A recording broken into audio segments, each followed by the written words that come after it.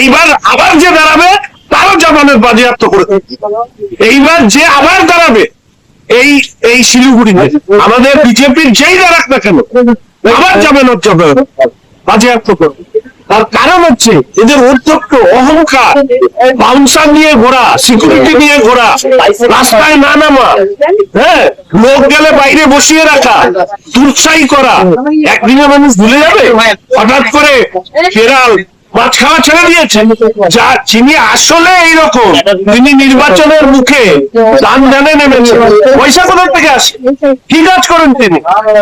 কত টাকা IT file then, return দেন? বলুন বলুন, ক্ষমতা থাকলে এই যে দান দান করে বেড়ান, পিকনিক করান, একে খাওয়ান ওকে খাওয়ান, অমুক জায়গায় টাকা দেন, কোথা থেকে দেন?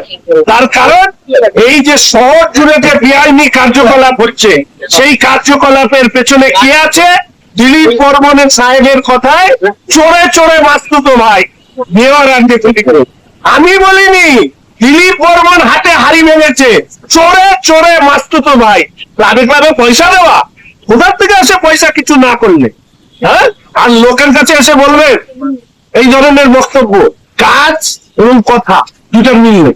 ফলে এদের বিরুদ্ধে রাজনৈতিক লড়াইয়ে যা বলার বলবো। মানুষ হিসেবে আমি বরাবরই, শিলিগুড়ির মানুষ জানেন, পশ্চিমবঙ্গের মানুষ জানেন, আমি কখনোই অসংসদীয় ভাষা আক্রমণ করা, আমরা তো মেয়রকে ছোট থেকে চিনি, ওনার ইতিহাস তো আমরাও জানি।